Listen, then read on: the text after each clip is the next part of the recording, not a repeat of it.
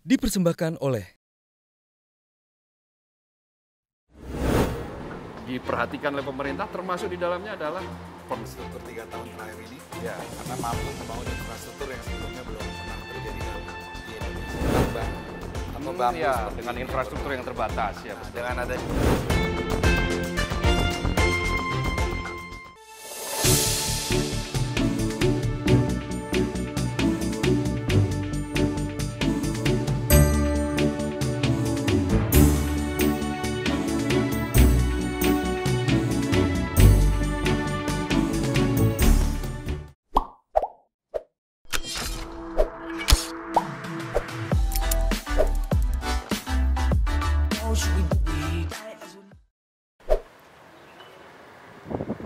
Jumpa lagi dengan saya Abdul Kohar di Newsmaker Medcom.id.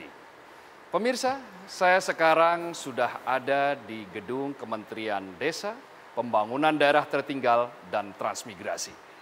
Kenapa saya berada di sini? Ya, karena Anda pasti sudah pernah mendengar bahwa sekarang di era pemerintahan sekarang pembangunan desa betul-betul digenjot untuk mengejar hal-hal yang belum bisa dicapai di masa lampau. Termasuk di dalamnya misalnya dana desa yang terus bertambah dari waktu ke waktu, bahkan di rancangan APBN 2019 ditambah 13 triliun menjadi 73 triliun. Nah, kementerian inilah yang menjadi pagar, yang mengatur bagaimana sehingga dampak dari dana desa itu salah satunya bisa bermanfaat betul-betul dengan desa. Nah, saya sekarang sudah bersama dengan Pak Menteri Desa PDTT, Pak Eko Putrosonjoyo. Apa kabar Pak? Pak Kohar, apa Aduh, kabar? baik. Waduh, Terima saya kasih lo mau berkunjung ke sini. Waduh, jelas dong. Ini kan kementerian yang sangat penting ini Pak. Nah, tiap tahun diperhatikan oleh pemerintah, termasuk di dalamnya adalah penaikan dana desa. Ini manfaatnya apa Pak? Memang Pak Jokowi sangat concern dengan pengentasan kemiskinan dan pembangunan daerah-daerah tertinggal. Ya. Karena pertumbuhan ekonomi kalau tidak dibarengi dengan pengurangan kemiskinan dan pengurangan kesenjangan, itu akan menimbulkan gejolak sosial yang menyebabkan pertumbuhan ekonomi tersebut tidak bisa berkelanjutan. Ya. Jadi Itu pesan dari beliau. pesan utama dari beliau. Nah, kita boleh lihat-lihat ini Pak. Monggo, silakan. Suasana kantor Bapak ini kayaknya tadi di belakang ada ornamen yang mencerminkan bagaimana lokasi kita Nusantara kekayaan. Ini ada pameran foto. Iya, kebetulan ada pameran foto dari desa-desa Pak Kohar. Ya. Jadi ini masyarakat desa kita minta untuk membuat foto apa saja yang sudah dibangun dari dana desanya. Misalnya ini kita lihat pembangunan sarana olahraga, walaupun sederhana Pak Kohar, Ya. tapi bisa memberi tempat buat generasi muda di desa-desa untuk menyalurkan energi lebihnya untuk hal-hal yang positif. Jadi kalau tadi yang disebut misalnya kaitannya dengan kemiskinan dan seterusnya, seperti apa itu Pak? Impact-nya yang direncanakan oleh Kementerian Desa.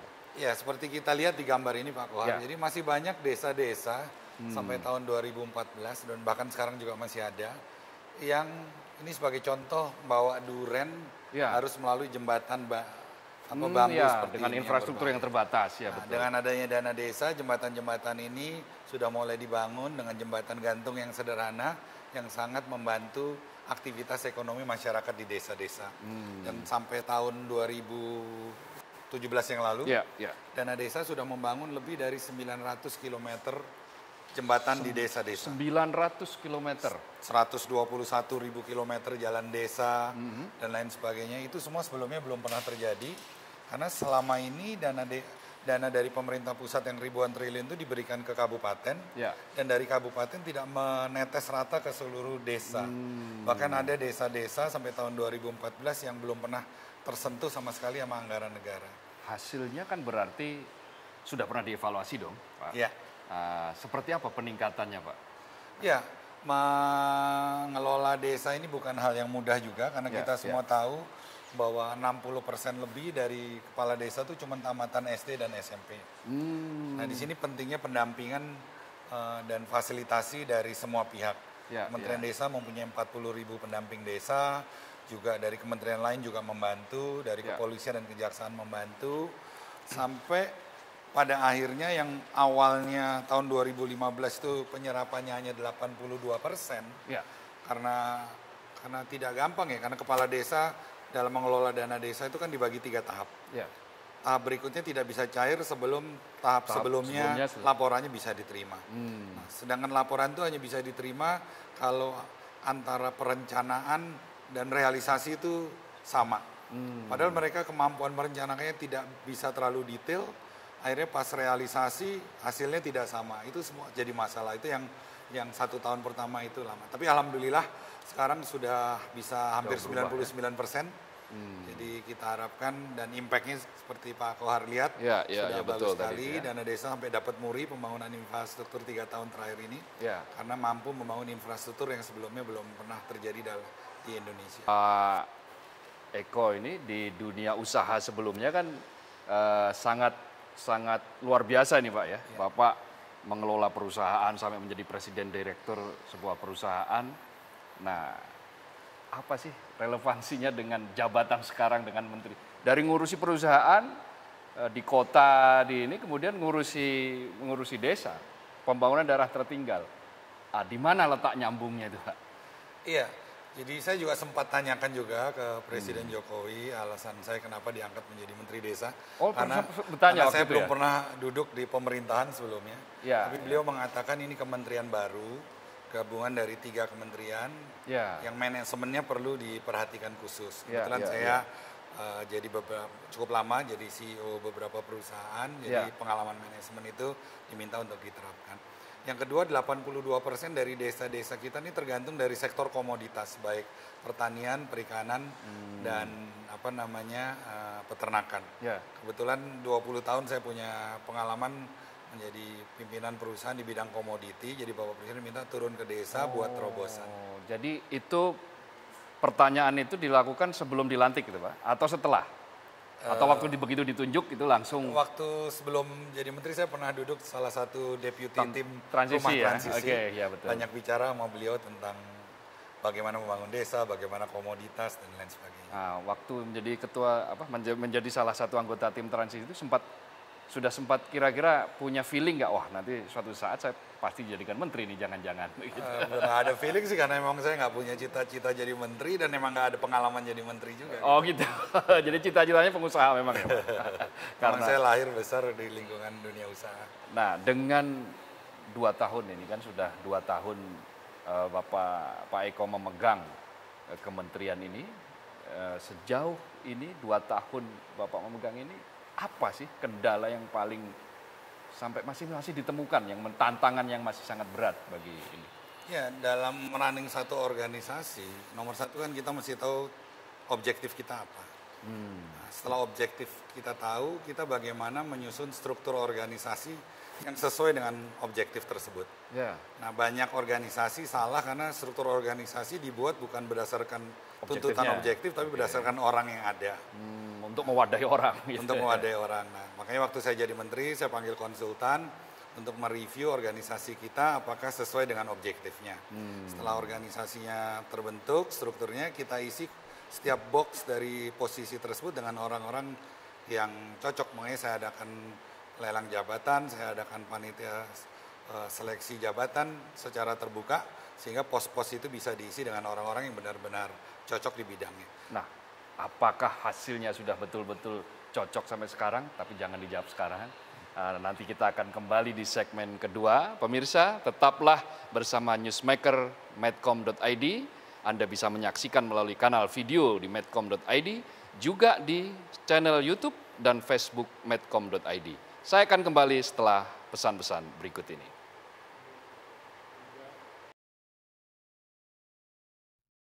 Lihat penyerapan anggaran di Kementerian Desa naik dari 67% ke 90%. Akselerasinya cukup tinggi ya, dari turun 1,82 juta. Ya, totalnya. Nah, tapi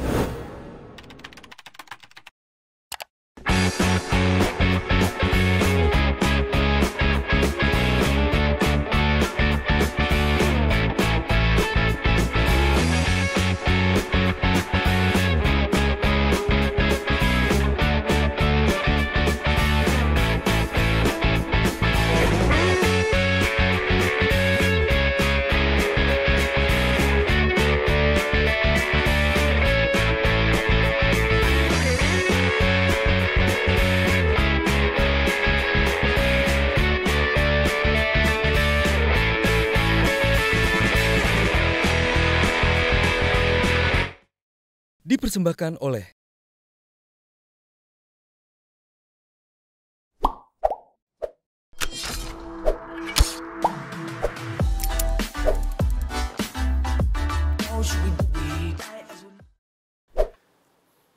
Masih bersama kita di Newsmaker Medcom.id, Pak Menteri Desa, Pembangunan Daerah Tertinggal dan Transmigrasi, Eko Putro Sanjoyo. Pak Menteri, tadi di akhir segmen 1, Pak Menteri mengatakan bahwa salah satu kendala diantaranya adalah bagaimana supaya organisasi ini sesuai dengan objektifnya. Ya. Nah, Bapak sudah melakukan beberapa langkah-langkah termasuk lelang jabatan dan seterusnya. Hasilnya apa, Pak? Lumayan, setelah organisasinya terbentuk, Ya. kita melalui mereview bisnis model kita, Ya. mereview sistem kita. Setelah mereview sistem kita, mereview penggunaan anggaran kita. Kita lihat penyerapan anggaran di Kementerian Desa naik dari 67% ke 97%. 97%. Tata kelola arsip 30% kita juga naik dari ranking ke 80 sekian ke menjadi ke ranking 6. Pelayanan publik kita juga naik dari ranking 80 sekian ke ranking 6. Ya, ya. Terus kita 2 tahun berturut-turut mendapatkan predikat WTP dari BPK. Kita dapat penghargaan dari Ibu Menteri Keuangan karena mampu menyediakan laporan keuangan dengan standar tertinggi. Tapi intinya itu menunjukkan tata kelolanya lebih baik. Dengan tata kelola yang baik itu baru kita turun mengevaluasi program-program di desa-desa. Nah, program dari pemerintah di desa ini sebetulnya bukan hanya dana desa yang tahun ini 60 triliun, yang tahun depan dinaikkan jadi 73. Ya. 19 kementerian dan lembaga dari pemerintahan kabinet Pak Jokowi ini itu mempunyai program di desa yang total anggarannya lebih dari 500 triliun rupiah. Jadi dari berbagai kementerian ya? Ya, jadi kita coba bekerja sama dengan berbagai kementerian. Di Kementerian Desa juga ada program yang namanya Prukades, Produk Unggulan Kawasan Perdesaan. Kita semua tahu mayoritas desa yang miskin itu karena tidak fokus. Ya. Karena tidak fokus sehingga tidak mempunyai skala produksi yang besar. Karena skala produksinya tidak besar, biaya mereka jadi tinggi. Karena biaya mereka jadi tinggi, akibatnya juga sulit dibuat untuk sarana pasca panennya karena skala produksinya terlalu kecil, sehingga sulit untuk didatangkan sarana pasca panen, sehingga mereka sulit untuk menjual produknya. Nah, dengan program Prukades ini saya mengajak kepala daerah untuk memberikan 3 fokus produk unggulan ke saya. Apa saja tuh? Macam-macam, bisa pariwisata, bisa pertanian. Kalau pertanian juga fokus di komoditas Tergantung apa. daerahnya ya? Tergantung daerahnya, Ya, mereka ya, yang tahu, mereka yang mengusulkan. Nah, dari situ kementerian terkait saya minta bantuan, saya bawa dunia usaha untuk investasi di pasca panennya, saya bawa perbankan karena udah integrated untuk membantu fasilitas kreditnya baik ke petani maupun dunia usahanya. Tahun ini ada 148 perusahaan bekerja sama dengan, ada 68 perusahaan bekerja sama dengan 148 kabupaten. Ya. Itu sudah ada investasi sebesar 47 triliun di pasca panen di desa-desa dan 16 triliun di pasca panen di kawasan transmigrasi. Apakah itu kira-kira yang membuat sehingga sekarang ini data terakhir BPS kalau kita lihat adalah kemiskinan menjadi 1 digit dan kemudian jumlahnya pun berkurang lebih dari 1 juta orang yang miskin. Bapak punya data yang sama atau bagaimana? Iya, jadi kemiskinan di desa itu atau kemiskinan secara nasional kan tahun ini akselerasinya cukup tinggi ya, dari turun 1,82 juta. Ya, totalnya ya. Nah, tapi yang menarik dari 1,82 juta, 1,2 juta itu penurunan kemiskinan ada di desa-desa. Di kota hanya 520 atau 580 ribu saja. Ya, jadi selama ini kan desa dikenal dari sejak zaman dulu selalu lebih banyak tingkat kemiskinannya daripada kota ya. Benar desa. Pak Kohar. Jadi memang dari sejak kemerdekaan kita jumlah angka kemiskinan di desa jauh lebih besar. Nah, ya. Tapi kalau akselerasi penurunan kemiskinan di desa ini kita bisa pertahankan, secara matematik itu 7 tahun ke depan jumlah orang miskin di desa akan lebih sedikit daripada jumlah orang miskin di kota. Jadi tidak benar ya kalau orang ingin mengatakan ya itu kan data bisa disemir, bisa di apa-apa, tapi faktanya di lapangan seperti apa? Fakta di lapangan memang ada perubahan ya, banyak perubahan terjadi, Pak. Sangat. Kalau Pak Kohar lihat sekarang jalan-jalan desa lebih bagus daripada jalan-jalan provinsi maupun kabupaten. Ya. Dan kalau kita lihat dari survei yang dilakukan oleh salah satu lembaga survei terkenal, salah satu kepuasan masyarakat Indonesia juga karena keberhasilan program pengentasan kemiskinan di desa-desa. desa-desa. Dan data dari BPPS itu kan dipakai sejak zaman Orde Baru, kita pakai, dan Bank Dunia juga pakai itu. Ukurannya juga sudah ukurannya dari juga sama, dulu, parameternya gitu ya. juga sama. Bahkan waktu Presiden Bank Dunia kemarin datang ke Bali, Pak Jim Yong Kim, itu juga memuji pengelolaan kemiskinan, penurunan kemiskinan dan desa-desa di Indonesia, dan mungkin akan dipakai untuk negara-negara lain. Model Indonesia akan dipakai. Nah, desa sebagai sekarang boleh dikatakan sudah menjadi ujung tombak ini untuk bagaimana akselerasi dan akses daerah-daerah tertinggal ini kemudian bisa lebih didekatkan. Kira-kira butuh waktu berapa lama lagi, Pak? Kalau Bapak tadi mengatakan kalau ini semua dalam on the right track gitu. Begini, Pak, membangun desa itu tidak seperti membalikan telapak tangan. Karena kita semua tahu persoalan yang paling utama bahwa desa itu banyak ketertinggalannya. Infrastruktur, pendidikan, dan lain sebagainya. Nah, tapi mudah-mudahan dengan ada akselerasi yang dimotori oleh pemerintahan Pak Jokowi ini, percepatan itu akan lebih cepat. Sekarang kita banyak lihat desa-desa wisata sudah. Kita bisa lihat badan usaha milik BUMDes, desa. Dan dana desa ini sebenarnya bukan menjadi sumber utama pembangunan di desa, tapi sebagai stimulus saja. Sekarang sudah banyak desa yang BUMDes-BUMDesnya keuntungannya jauh lebih besar daripada dana desanya. Bahkan BUMDesnya membayar pajak lebih besar daripada dana desanya. Nah, cuman ini bagaimana kita replikasi dengan cepat. Tentunya ini bukan kerja individu tapi kerja tim. Penting juga dukungan kuat dari kepala daerah, dukungan kuat dari seluruh lapisan masyarakat dan seluruh stakeholder bangsa, termasuk media, termasuk Metro TV dan Media Group ini. Terima kasih. Jadi bahwa desa sekarang sudah bergerak jauh lebih maju, tetapi memang bukan seperti membangun menyulap gitulah membalikkan telapak tangan, karena memang ketertinggalan infrastruktur dan seterusnya yang memang sudah jauh. Nah, nanti akan kita detailkan, Pak, di segmen ketiga. Kita akan bicarakan itu. Jangan kemana-mana, pemirsa. Saya akan kembali setelah jeda berikut ini. Tetaplah bersama Newsmaker, medcom.id. Saya akan kembali berikut ini. Sudah lebih dari 10.000, jadi sudah tercapai 2 kali lipat lebih. Tapi kita menunggu BPS, Kementerian Perhubungan akan membangun beberapa pelabuhan, karena ongkos kirimnya komoditas tuh kalau harus dibawa ke utara lewat jalan.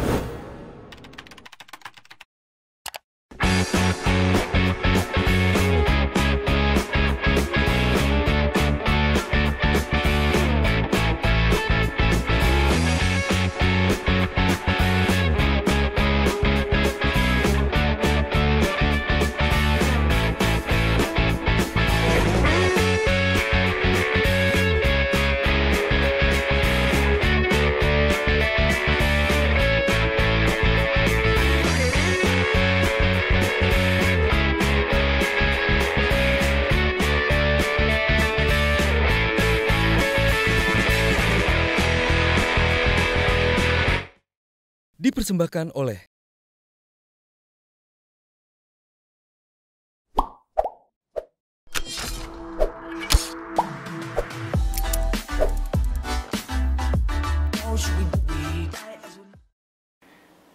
Kembali lagi di Newsmaker medcom.id, masih bersama Menteri Desa, Menteri Pembangunan Daerah Tertinggal dan Transmigrasi, Pak Eko Putro Sanjoyo. Pak Eko, tadi kita sudah banyak berbicara tentang bagaimana penanganan desa dan seterusnya. Termasuk ini kita saksikan di belakang layar kita ini ada manfaat dana desa. Ini tadi luar biasa. Tadi kan Pak Eko masih bicara tentang institusi, capaian institusi. Nah, ini kan kalau kita lihat tadi sebagian tadi sudah dibocorkan tentang soal jembatan dan seterusnya. Nah, kalau melihat seperti ini, apa dunia saksikan seperti ini selain tadi Bank Dunia tadi itu? Iya, jadi memang ini karena bisnis modelnya benar. Bisnis modelnya itu memang dimulai dari Undang-Undang Nomor 6 Tahun 2014 tentang Undang-Undang Desa. Yang pentingnya desa diberi kesempatan bukan hanya untuk mengelola administrasi, tapi juga mengelola keuangan dan pembangunannya, supaya bisa rata di semua desa. Yang kedua juga tidak lepas dari komitmen Pak Jokowi, Pak. Karena tanpa komitmen dari seorang presiden akan sulit, karena persoalannya itu banyak. Nah, sebagai contoh tahun 2015, waktu pencapaiannya hanya 82% saja. Beliau mengatakan ini program baru, kecapai 82%, kita masih apresiasi kepala desa.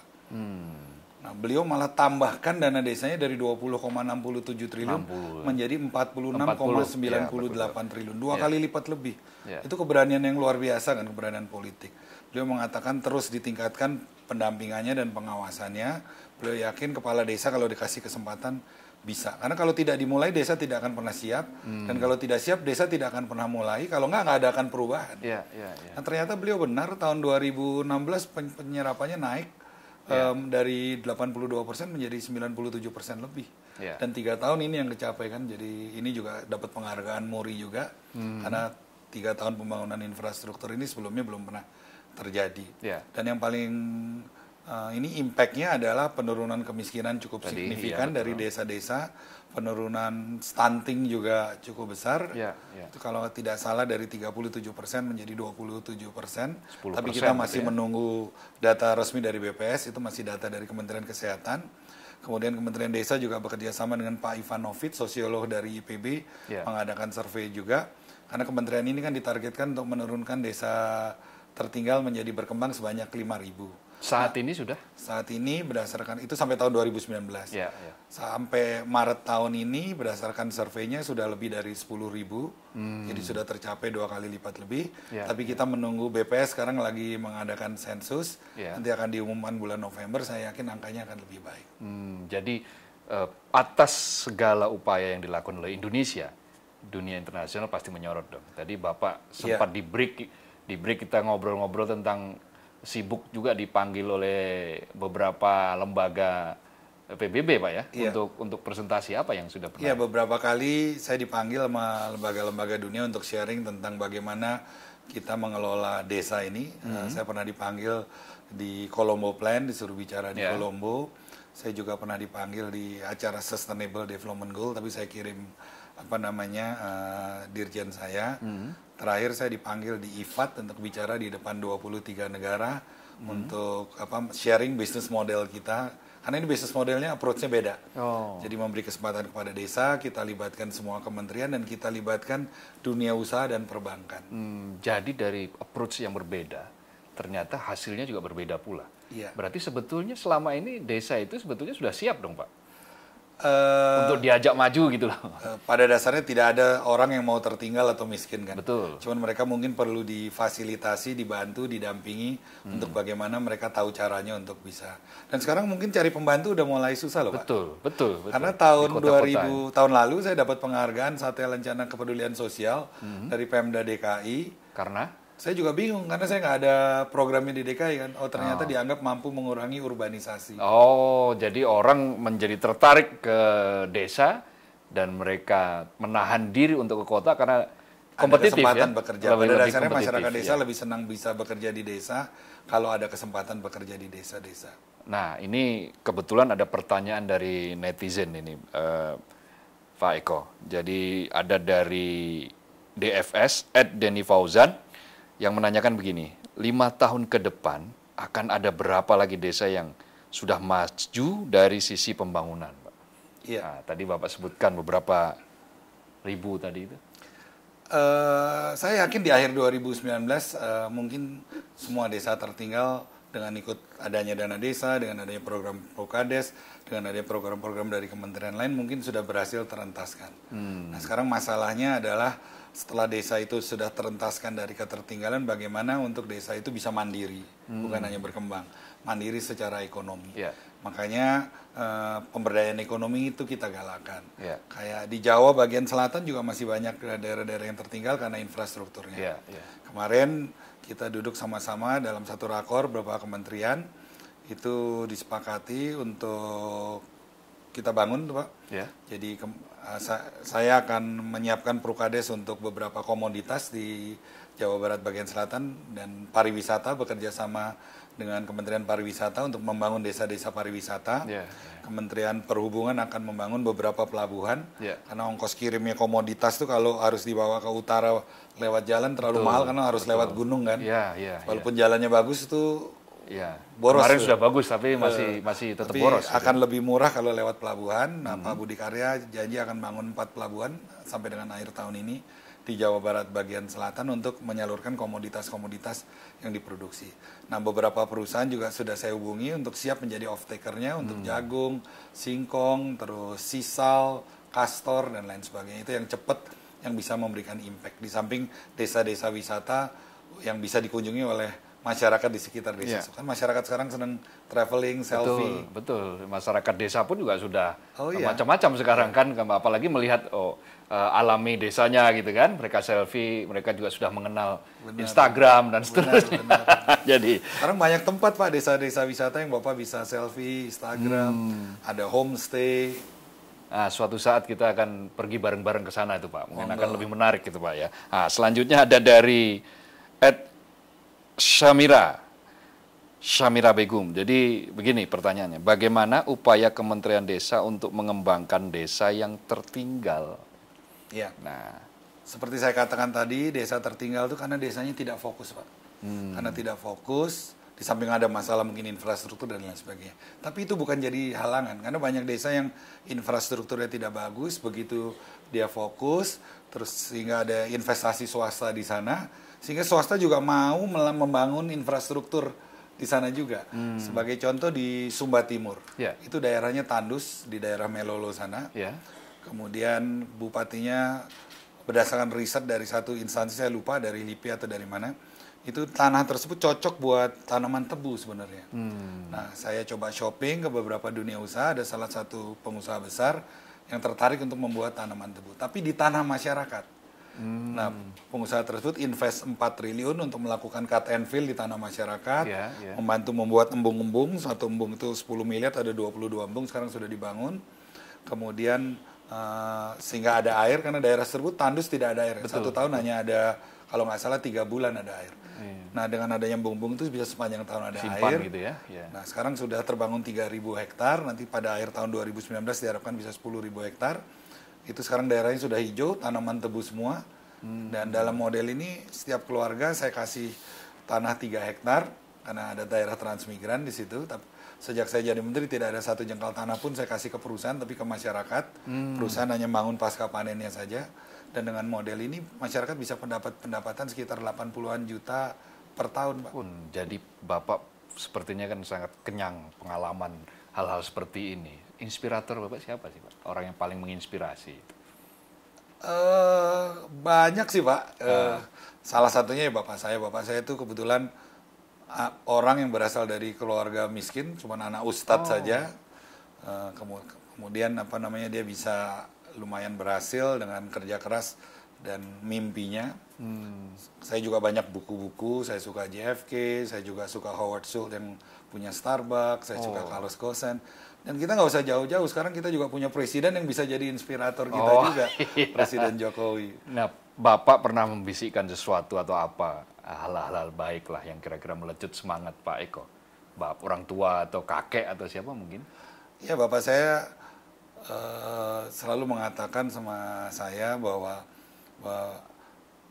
sukses itu kuncinya adalah kalau kita punya kemauan, sebelum berhasil jangan berhenti. Nggak ada sukses itu tanpa gagal. Gagal sekali ya usaha 1000 kali. Oh, jadi gagal sekali, usaha 1000 kali, itu yang kemudian membuat Pak Eko punya banyak sekali mimpi ya untuk mengangkat masyarakat Indonesia, baik desa, daerah tertinggal, maupun ya mereka-mereka yang selama ini belum mendapatkan kesempatan. Saya juga beruntung kebetulan punya atasan yang benar-benar committed ya. Selalu mensupport. Dan kalau sama Pak Jokowi itu kita nggak perlu ribet-ribet Pak. Asal beliau udah nangkep, dia langsung dukung. Dan dukungannya itu konkret Pak. Jadi kita semangat sebagai bawahannya. Tapi nggak pernah dimarahi Pak Jokowi kan? Ya kalau kadang-kadang nggak dimarahin, didiamin aja, kita udah tahu diri sih. Gitu, jadi marahnya cukup diam. Udah tahu diri, oh berarti ini ada sesuatu yang kurang beres nih dengan ini. Atau mungkin janji yang kurang pas gitu. Nah, tertarik ke dunia politik itu awalnya bagaimana tiba-tiba kemudian? Saya percaya bahwa nasib satu bangsa itu ditentukan oleh politisi. Baik yang duduk di legislatif maupun di eksekutif. Karena kebijakan negara itu ditentukan oleh politisi yang duduk di legislatif dan eksekutif. Ya. Karena saya mengajak semua masyarakat jangan alergi sama politik. Politik.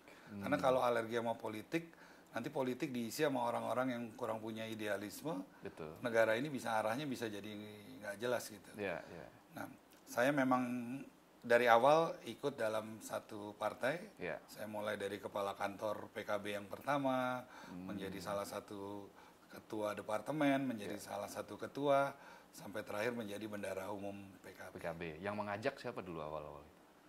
Dulu awal-awalnya kita mulai dari membentuk gerakan anti diskriminasi waktu reformasi. Ya, ya. Nah kebetulan gerakan anti diskriminasi itu diayomi oleh Gus Dur dan Ibu Mega. Setelah reformasi membentuk partai politik. Ya. Jadi dari gerakan anti diskriminasi itu ada yang masuk ke PDIP, ada yang masuk di PKB karena latar belakang keluarga saya NU ya saya masuk ke PKB. Jadi pemirsa jangan kira bahwa Pak Eko ini baru-baru ini saja terlibat politik, bahkan sejak reformasi ini baru lahir, Pak Eko ini sudah terlibat di dalam atmosfer politik sekarang. Terima kasih Pak Eko sudah menemani saya berbincang, tapi sayang sekali waktunya kita terbatas. Tetapi apapun mudah-mudahan apa yang disampaikan tadi betul-betul bisa menjadi inspirasi bagi anak bangsa ini semuanya, sehingga Indonesia yang diharapkan akan menjadi kekuatan baru di dunia akan betul-betul terwujud, termasuk diantaranya adalah dari desa tadi. Akan terwujud banyak sekali desa mandiri, kita harapkan, sehingga Indonesia juga akan menjadi mandiri secara ekonomi. Terima kasih Pak. Terima kasih Pak Kohar. Pemirsa, terus saksikan newsmaker.com.id. Saya akan berjumpa lagi nanti di lain kesempatan dengan tema yang berbeda, juga dengan narasumber yang berbeda. Saya Abdul Kohar mohon pamit, sampai jumpa.